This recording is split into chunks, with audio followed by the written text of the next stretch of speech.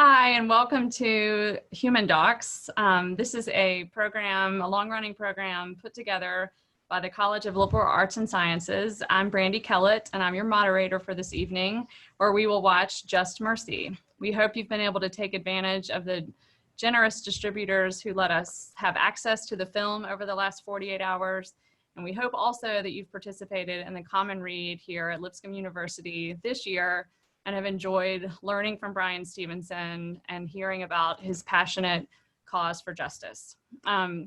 This viewing and the panel that will follow tonight is designed to help you both contextualize everything going on in our world right now and to think critically about how a faith-driven, gospel-rooted perspective might propel you to engage in the world around you.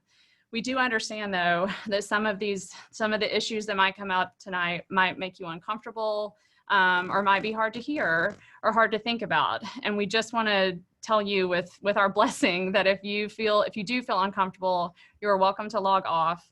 If you've been required to watch this for a course that you're taking, then you're welcome to email Ted Parks in the English and Modern Languages department, and he'll be happy to speak with your professor on your behalf.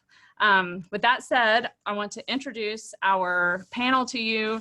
We have assembled 3 folks here in the studio and 2 folks are joining us on Zoom, and we really want to get to the discussion. And so I'll introduce them briefly now. Josiah Jordan is a student here at Lipscomb University, and he's joining us with his perspective. Meredith Crockett is a Lipscomb alumna, and she is the legal assistant at a Nashville civil rights firm and will bring her experience to bear on this conversation.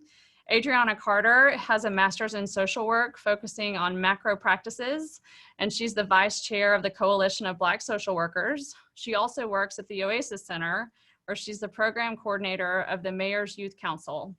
This council helps plan and empower students to get involved in the annual MLK Day Nashville, and she also serves on the anti-racism committee at the Oasis Center.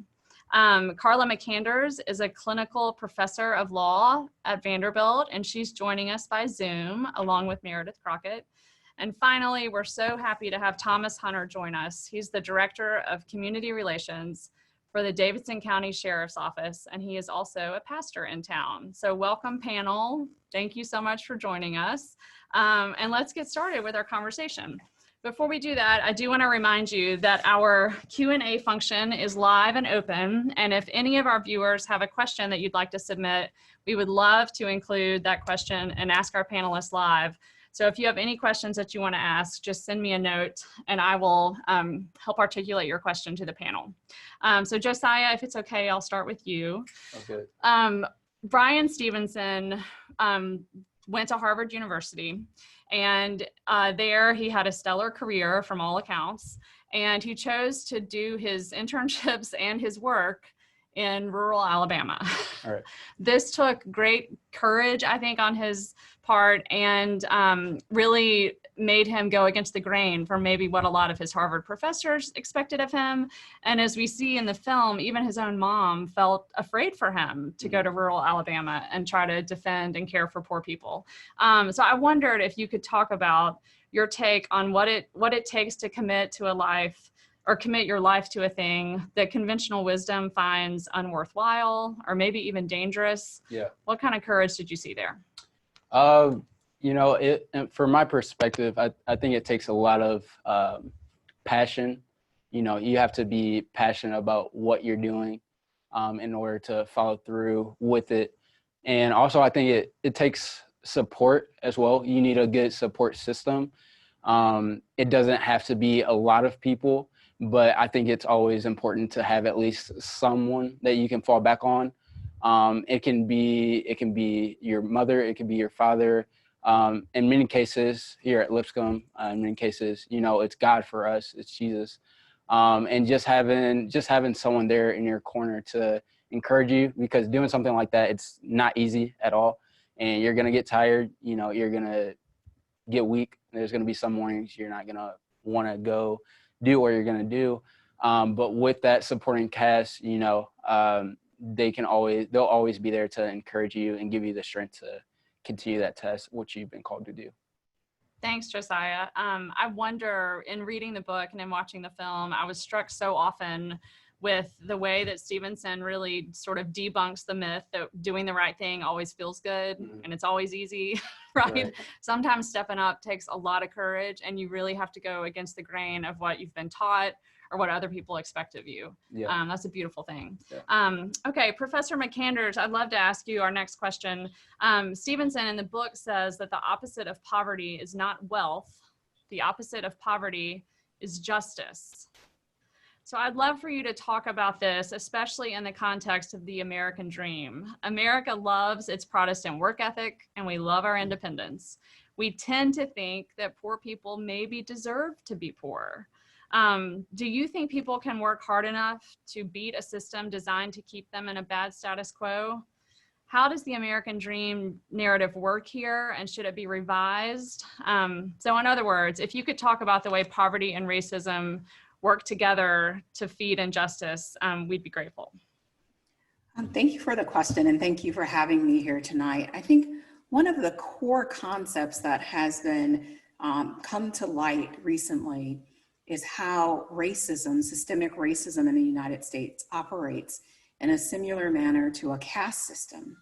And we know that a caste system operates by your race becomes determinative of the outcomes, what you can achieve within this within this system. And so when we talk about concepts of what is just and what is right, we need to examine the ways in which, if I'm born at the intersection of being an African American woman, no matter what I achieve in this society, I'm still going to be subject to police brutality when I'm pulled over at the side of the road, or like Breonna Taylor, who was killed and there was no justice for her, because we learned today that the police officers that shot her, regardless of what she had achieved, the degrees that she had, at the end of the day, that caste system is determinative of how you're treated and what justice is given to you, or the absence of justice based upon where you fit within that hierarchy. Thank you so much. If I can ask a follow-up question, because there is a narrative of the American dream and of sort of fairness and justice that still exists despite the great evidence that you just shared, even just from the last 4 months in America. How do you think about a deeper sort of patriotism or a deeper loyalty, maybe even to the ideals that we've yet to live up to? Can you speak to that? I think that what you see in the Constitution and what motivated me as an African American woman to become a lawyer are what the legal system points towards. The legal system points beyond democracy. It points beyond what we see on a daily basis. And because of those larger concepts and goals of equality, justice, accepting the humanity of all people, regardless of their race and their gender, are concepts that extend beyond what we see. And I think that when one of the things that I did when becoming a lawyer and a clinical professor where I practiced law with my students was knowing that, not necessarily trusting the system as it exists, but having a larger value and a deeper belief that if I work within the system to challenge the existing norms, that I might not see in my generation a change, but that arc will bend just a little bit more towards justice by my advocating for people who are marginalized within the system. That's beautiful, and it demonstrates the courage that Josiah just talked about Bryan Stevenson having. You also invoked Amos and Dr. Martin Luther King, and when you were speaking, it reminded me that he calls the American Constitution a promissory note, right? That we're not there yet, but there's a promise embedded there, if we all advocate for it, that we can be better than we've been. Thomas, I'd love for you to continue what Carla just shared, and I want to contextualize this by thinking about, as you well know, in Nashville, 1 in 6 kids in public schools suffer from food insecurity. Poverty is crippling, and it's everywhere.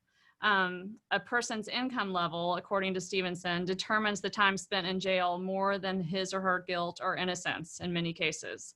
So in Tennessee, I've been learning since it's a voting year that failure to pay court costs can result in a felony. It can result in the loss of your driver's license, your job, child custody, the right to vote.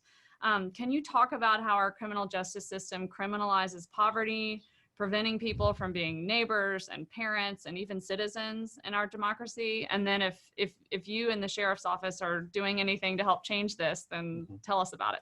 Well, one of the things that we find within community, just piggybacking off of some of the systemic, a lot of it really is economics, keeping money in the hands of one group. A lot of times when you find these systems, it is to hold a community economically down, because most people do not want a handout. They just want a fair playing field. But all of those things tend to hinge on the economics of a community. If we look at just the history of housing, it's not where people found themselves in a position to where they work themselves. There was a lot of government checks during Franklin Delano Roosevelt's era, where people were given homes, were given land, were given stipends to start homes. So then you create these generational wealth. Then you say, well, some of these communities, how does Black people in a community elevate themselves? Economics, right? So when the economics came about, then Black people started to come up and say, we want to go into those same communities. Well, those houses were 3 times as much. Now, when we look at Nashville, this gentrification process, if you grew up in Nashville, there are places in East Nashville, North Nashville, South Nashville that are booming, but these were formerly Black communities that was not looked at in a way that was a positive thing. So economically, when you start to look at the jail system, right?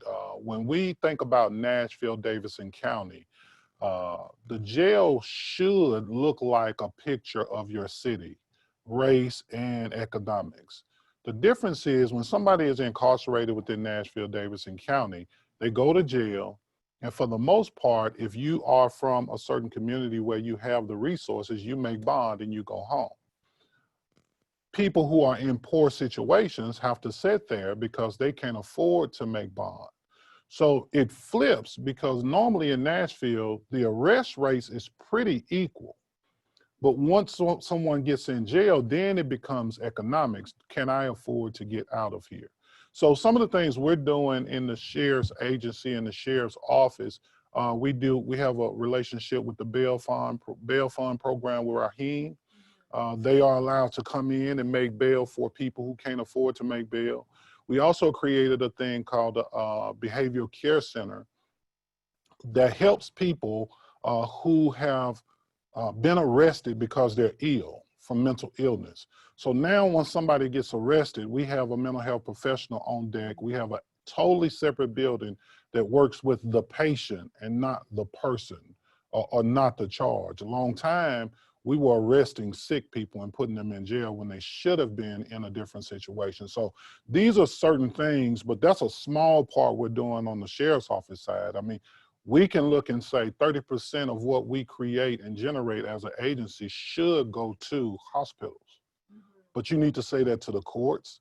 You need to say that to Metro Police and take all of those resources and use them in a different way. So those are some of the things where we can kind of flip what that looks like from an agency. So yeah. It's interesting. So Stevenson's really saying poverty and race are the nexus of injustice. But as you just said, and Professor McAndrews used the word intersection, like it's really this intersection of poverty, of societal forces, of laws, right? There's so many things which can make me feel really overwhelmed, right? And just want to shut down. The thing that we should all be proud of, those of us who live in Davidson County, is that Thomas Hunter and Darren Hall, our sheriff, like the work that you guys are doing, you're really a national leader, I think, and thinking about behavioral health and thinking about how mental health leads to criminal arrest and things like that, thinking about how bail takes people's jobs away and takes their kids away, and eventually even the right to vote. So I'm so thankful for the work that you guys do.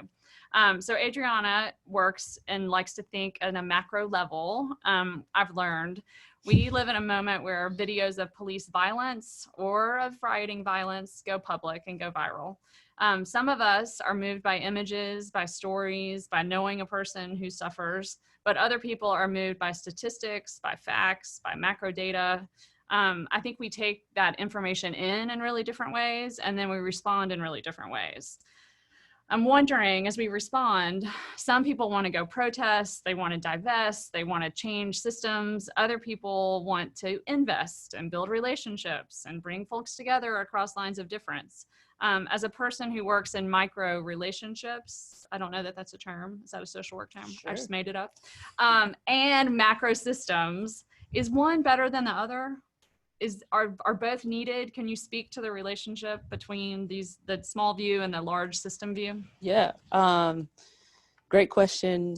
Easy answer, they are both necessary to my work, and I think they are both necessary to pursuing healthy justice. Because like Thomas was saying, you got to distinguish between the mental illness and the person, right? We want to acknowledge that there's a person, there's a human being that is being impacted by the systems that have been created around us. But we also need to acknowledge that the systems have been created around us. There are all these systems that impact these people. So yes, we need the people that are doing the clinical work, doing the one-on-one, looking, engaging with that patient one-on-one, person to person, human to human. We also need people that are attacking the systems and changing the systems and digging into how these pieces and parts are not functioning and working well, and how they are working well and how they are functioning, and making them cohesive so that the system can better impact the person. Good. So sometimes, yeah, go ahead, Josiah. No, they both hit on, mental illness and things like that. And I like to think of it as just like getting to the root of the problem.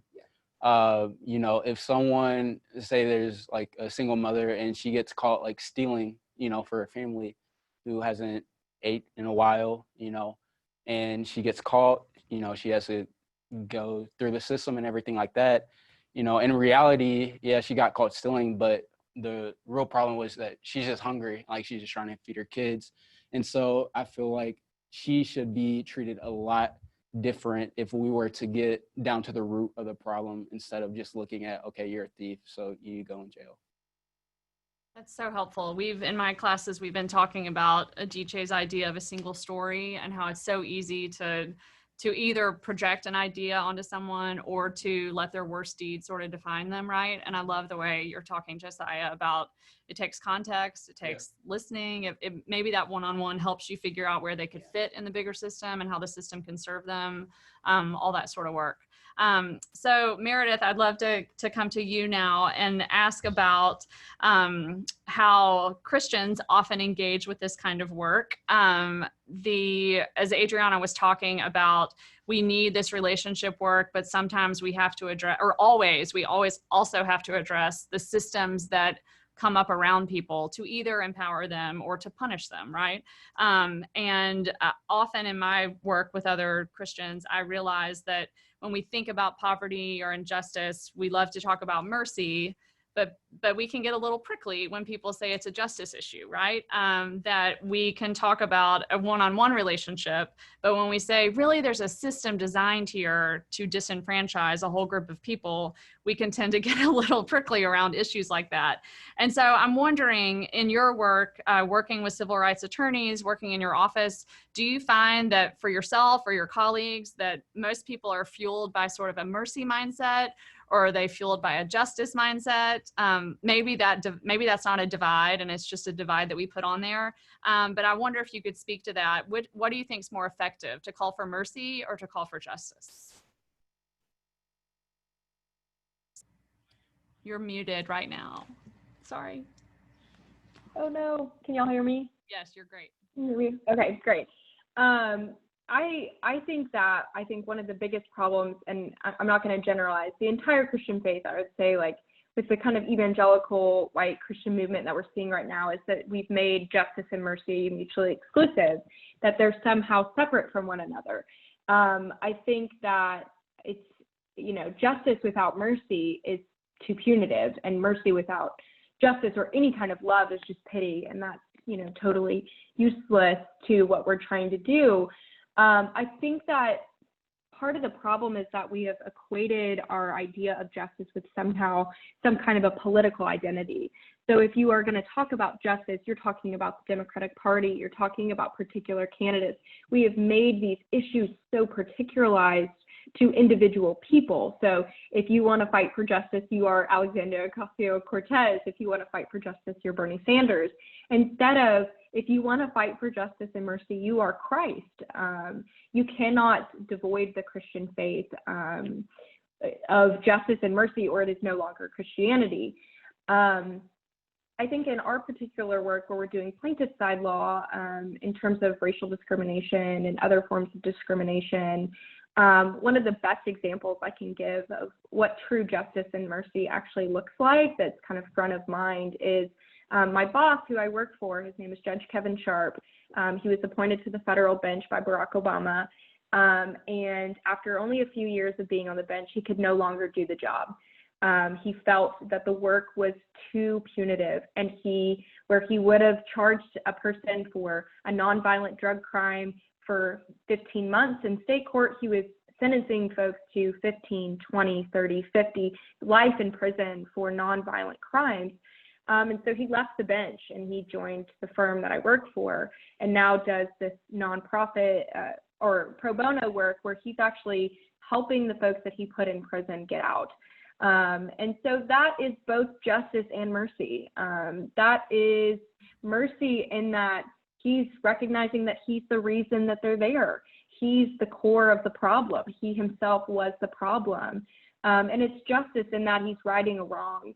I think especially in these conversations where we're talking about the poor, we tend to compartmentalize things. And so much of the way that we serve the poor becomes, well, I'm going to give you a boxed meal, or I'm going to, you know, serve you a hot meal after work. But so many of these systems, especially when they're in relation to the Christian faith, need to become contiguous, and they need to become one, where you're both doing the work of justice, where you're fighting for policies, you're fighting for laws, you're fighting for equitable change in the justice system, and you're also doing mercy, where you love the individual, like Adriana was saying, where you love the person, because to do either of them separately is no longer reflecting the Christian faith.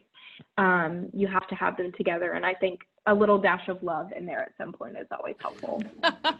I like that. We're making a recipe. That's good. It's so fun to hear you speak so compellingly about the divides that we fall prey to and that we often continue under, right? We let these, it's funny because as Christians, a lot of times I hear other white Christians say things like, don't get political. But I think the divides we live in are deeply political, right? And we've already sort of sold out a little bit to politics when we find the divides between justice and mercy. The other thing is that I think we're looking for, we're trying to lift up our shared humanity and our common ground. And Adriana, I'd love to actually come back to you for this. Stevenson says that what unites us as humans is actually our shared brokenness. And often I think about our dignity, right? Or that we're made in the image of God, but he finds that one of the best places to meet is over our brokenness. And he talks a lot about his brokenness in the book, and he equates it to the brokenness in the systems he sees, and in the inmates that he serves. Do you think we can affect real change without getting all the way in? Like, can you reserve or preserve your own vulnerability or brokenness and do good work? Or do you have to sort of lead with your brokenness, lead with your vulnerability, and go all in? I will speak for myself. Yeah. I cannot be in this work without being all in. That is the approach that I take. That is the the way I choose to live and lead my work and my life. Because I have, like Josiah was saying earlier, I have my cast around me. I have my people, I have my mentors, I have my faith, I have my friends that can lift me up and hold me up when I need to be held up. And I can be very broken around them, like deeply, deeply broken and lament and struggling to no end. But I don't think, first, I think you need to figure out what works for you, right? Especially as people of color. We are experiencing hardship after hardship after hardship after hardship.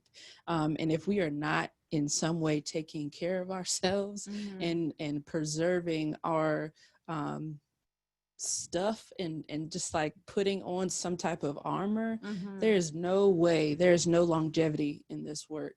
But we have seen our ancestors do it consistently and forever and forever and forever. And so I kind of also use my ancestors as a push forward. If they can march miles and miles and miles for hours and days, what do I have to complain about ever? I love right? it. And so I think that, to me, that is them putting all in, you know, that is them putting all in. And I don't think we would be where we are as people of color without them being and putting all of who they are into fighting for justice and pursuing justice. We have a long way to go. I will say that we have a very long way to go, but I don't think this, I mean, what if Christ said, oh, I'm going to only stick my toe in. Right. I'm not going to descend into humanness.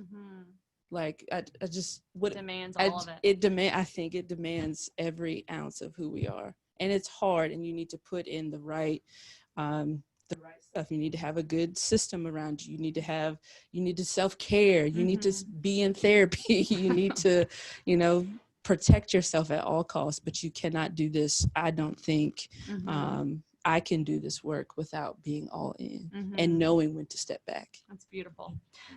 So Carla, I'll come to you with our last question before we get to rapid fire. So we're getting low on time, but you talked about ancestors. Stevenson's nonprofit organization is called the Equal Justice Initiative, and they take on clients. They advocate at the elected official level for laws that would be helpful. They deal with macro systems. They deal with personal clients. But one of the big things they've done is to build the first national lynching memorial and museum in Alabama. Not the first one in Alabama, the first one in the nation that's housed in Alabama. He thinks it's deeply necessary to remember, to look back, to help us orient where we are now. And I wondered, Professor McAnders, if you could speak to that. Why do we need to remember, and why do we need to talk about the past in order to do good work today? I think that we have to understand where our country, the history of why we are in this particular historical moment today. Everything is connected in terms of the caste system that I mentioned. It started in 1619 when my ancestors were brought over to be free labor for this country. And if we don't understand the violence that was inherent in how we dehumanize a group of people that we brought here, we're not going to understand where we are today and how we get to a death penalty system that primarily we see African-American males and we see poor people in. And so the lynching museum is important, but it's because it's important that we understand our history and we understand the context in which we have, Black and brown bodies being killed by police with no recourse in our court systems. And so it's very, very important that we look at our history, understand how the laws, how they're operating in the court, are a result of lynching and the way that we dehumanize and continue to dehumanize African Americans in this country. I love the way you're offering this full picture of we need to understand the roots of broken systems that continue. And as Adriana said, we need to also look to the past to see the strength and the beauty and the resistance and the family and the sort of like, I've got you, the community, right, strength that exists as we look at that past too. Okay, our time is coming to a close. And so we are, thank you for such a good, rich conversation. Our last sort of rapid fire question, and Thomas, I'll start with you, and then Meredith would love to come to you next. I'll frame it this way. I have a friend who's starting a multicultural church here in Nashville, a multiracial church here in Nashville, and he tweeted last week, "We will never personal relationship our way out of systemic racism. It is about unjust distribution of social, economic, and political power. All the hugs and handshakes and high fives in the world won't change mass incarceration and racial disparities in healthcare." But in terms of changing the status quo, I think it's helpful to reach across lines of difference from my perspective, because I think we live in a world that's segregated by race and class. But we can't stop there. We need to advocate as if our kids' lives depended on it, because they do, right?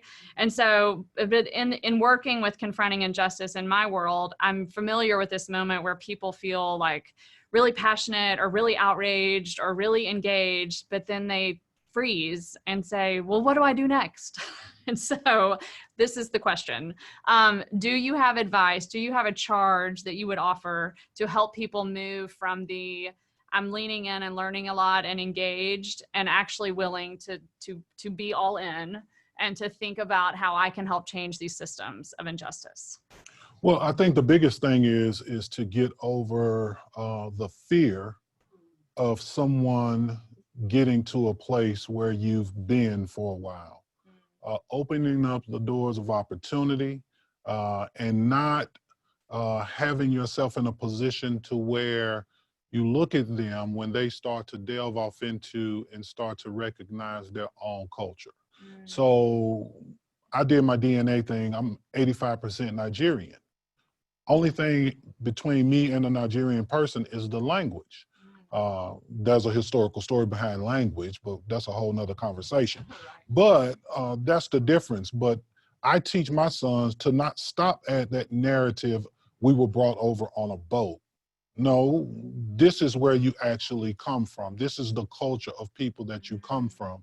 And there are a lot of things that teaches about, when you think about Nigeria, they are the economic people that kind of run the engine of Africa.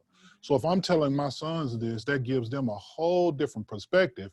But other communities should not be afraid if someone says, I want to prosper.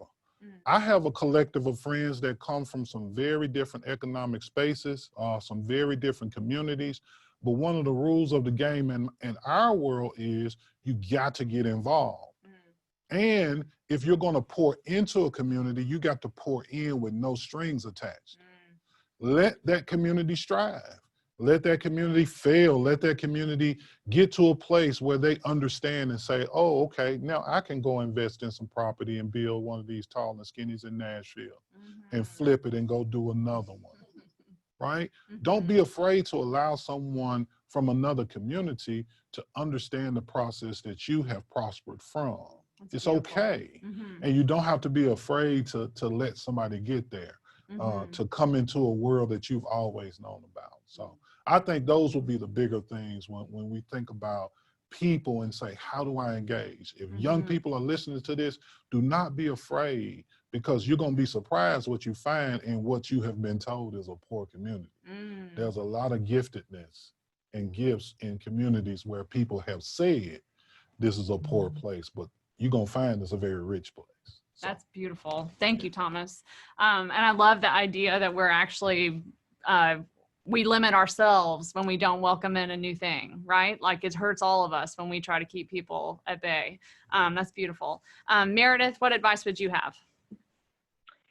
Yeah, so while at my time at Lipscomb, I worked in the SALT office as one of the student leaders there and led SALT trips across the city. So what I would say to Lipscomb students is, number one, Nashville is a resource that I think Lipscomb students often leave untapped. There is a website that I think every single person who lives in Nashville should know about. It's called Hands on Nashville, and it has a compiled calendar of every single service trip that you could possibly do in Nashville, whether it's cleaning up the trails at Radnor or doing a food bank with the Little Pantry That Could, whether it's canvassing with Gideon's Army. There are so many things that students can be doing. And to jump off of what Thomas was saying, I think that a lot of people right now are suggesting read a book, listen to a podcast, and I think that those things are incredible. I think everyone should read Just Mercy and listen to the 1619 Project. But I think unless, especially people who are white, get out into the community and just listen, you can learn so much from serving food at one of our shelters that serve the unhoused population. What you're going to hear about is gentrification. You're going to hear about healthcare inequities. You're going to hear about the justice system in Nashville. So just getting out and doing. I think that just empty words are, not helpful right now, but doing. And of course it's awkward, and it's, Brene Brown always says, be awkward, funny, and brave. Like, just go out and do it, and take a buddy, join a Hands-On Nashville project, go do 2 hours in the community. You'd be surprised what you learn, and you'd be surprised how it guides your career path and what you want to do with your passions. So that's what I would recommend. Thanks, Meredith. That's great advice. I love the resource for Hands-On Nashville, and also the idea that like educating yourself is so critical, but it can't be the only step, right? Relationships are so critical, but that can't be the work you do, right? We have to take the next step further. And for college students in particular, I often tell my students, I used to think I had to be a grown-up and have it all together before I could give back. Untrue. Get started right now. Josiah, we'll come to you, and then to Carla. Yeah, so what I would say to that is just don't be afraid to be different. You might be interested in tapping in a little bit more, and you might have some friends that advise you to do something else. Even your parents, family members, they might tell you that's not what you should be doing right now. Like, you're in school, stick to that, stuff like that. I just say, like, is your life, don't be afraid to be different. And then also, I think everyone has hit on, just don't be afraid to reach out to people that don't look like you. It could be awkward. Don't get discouraged if you guys aren't best friends right off the bat. It's going to take time to build relationships, especially, if you guys come from different backgrounds and stuff like that. Sometimes other cultures can just be kind of, I guess, conservative when first opening up to someone they don't really know. And there's a lot back behind that. And so just don't get discouraged. And like I said, don't be fearful. Great advice. Courage, courage, courage. Professor McAnders, what would you offer us? I would recommend, that following the calling that you have. One of the things when I was probably in the 2nd or 3rd grade, I wanted to be a civil rights attorney. And so what I did was kind of follow any opportunity I had to volunteer, to become involved. And my career took an unexpected turn when I was in college, and I worked at a refugee center in Strasbourg, France. And working in that refugee center expanded my conception of civil rights, and I was able to put it in a human rights frame. And I think when you're open to different possibilities and you're following an inner calling, my inner calling was to do justice work, do civil rights work. And I think following what you want to do and taking action, getting mentors that can guide you along the way, and just experimenting when you're in college, asking a lot of questions, being engaged. And one of the things that I like in working with law students who are a lot younger than I am is that you guys bring new, exciting ideas and ways to think creatively about the problems that our society is facing. So I say, follow that inner light inside of you and that calling that is, usually directing you to become engaged and to step outside of existing norms. That's so powerful. I love teaching at a Christian university because I get to say things like, God created us differently on purpose, right? Diversity is God's great idea. And I think that fits here too, that if you all tap into your vocation and your calling, then you will take a totally different track maybe than Josiah has, or than Adriana has, or Thomas, or Meredith, or Carla, or myself. But that's good. We need every single person to be engaged in the calling given to them to fight this system of injustice, right? Okay, Adriana, what's your advice for us? Everything that everyone has said, and I would add one, vote. Please go vote. Make a plan to go vote. Bring your friends to go vote. And secondly, continue to do your own work. Make sure you are processing and mourning and rejoicing in all aspects of this mess. People of color, please protect yourselves. Non-people of color, figure out where you are being oppressive, and places where you uphold standards of superiority and supremacy and racism and homophobia and sexism and all the other isms. And white and people of color, figure out where you also hold those things because of what you've been taught. I have a lot of internalized racism. I carry a lot of internal oppression because of my education, and I'm still working on it. So I urge you all to do the same. It's such a beautiful reminder that we're all in process, right? That we all have work to do individually and collectively. I want to thank our panel for being so tremendous, so transparent, so thoughtful, more than just sharing your lives with us tonight, for the work you're doing in our community. These folks are making us all better. And I learned a lot. I'd also like to remind our community that next month, our Human Doc series will be a film called I Am Not Your Negro, that is about the life of James Baldwin, who was an incredible thinker, writer, activist, poet. He thought so far ahead of his time, and how we relate to one another, and how we can care for one another. He celebrated beauty in the world, and he asked us all to do better than we've done in the past. And so we encourage you to look out for emails on that note. If you have any questions or concerns, I'd love to hear from you. Ted Parks is always available. Thank him for all the work he's done to put this together, and thank you. Good night.